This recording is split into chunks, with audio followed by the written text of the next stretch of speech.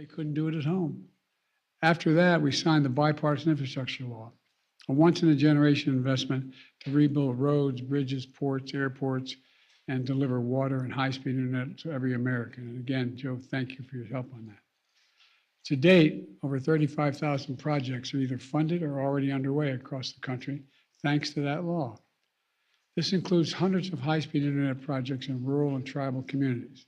But, it's not enough to have access. You need affordability in addition to access. That's why we worked with internet service providers to bring down prices for Americans struggling with internet payments. It's called the Affordable Connectivity Program. It's helping 19 million families save around $30 a month on their internet bills, and some save a lot more. These savings matters in homes like the one I grew up in. That's money you can go for groceries, for the electric bill, for other things, other necessities.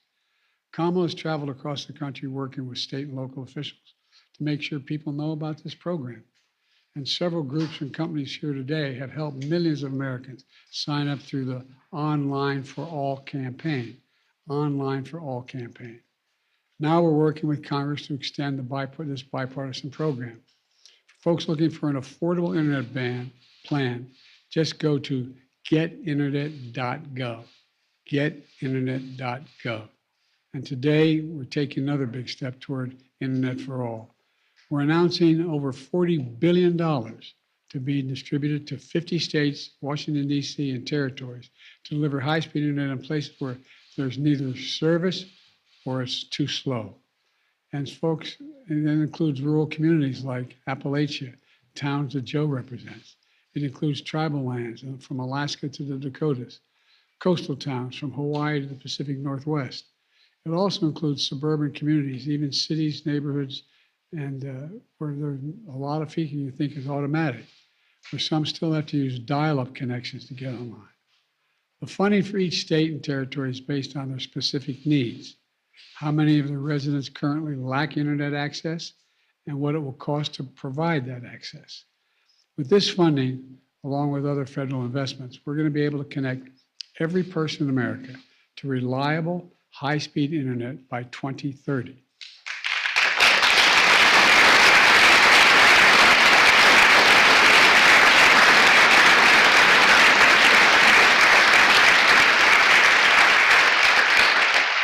I promise to be a president for all Americans, whether or not they voted for me or whether or not they voted for these laws. These investments will help all Americans. We're not going to leave anyone behind. Don't just take it from me. I've gotten letters and emails from across the country from people who are thrilled that after so many years for waiting, they're finally going to get high-speed internet. A woman named Beth wrote me from Iowa. She lives in a valley that's a dead zone to cell reception. She's also gotten internet via satellite, which goes out when the rain or snows. She can't get emergency alerts. Even good weather is spotty. Then last year, a local telecom company with just 13 employees sent Beth a postcard. They had received funding from the American Rescue Plan. Now they were installing fiber optic cable for homes like hers in the valley. And here's what she wrote to me, and I quote, "You can imagine my joy. She called them right away, and the next day they sent someone out to survey her yard. As Beth wrote, this is the best thing that's happened to rural America since the Rural Electrification Act brought electricity to farms in the 30s and 40s. End of quote.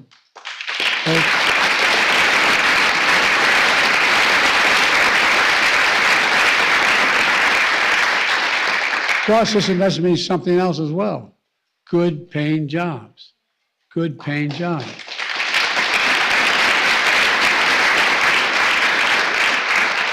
Just ask the folks at the IBW, or the communication workers, or the laborers union.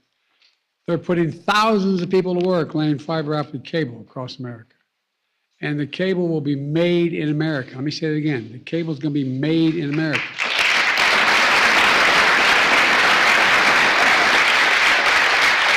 That also means good paying manufacturing jobs. It matters.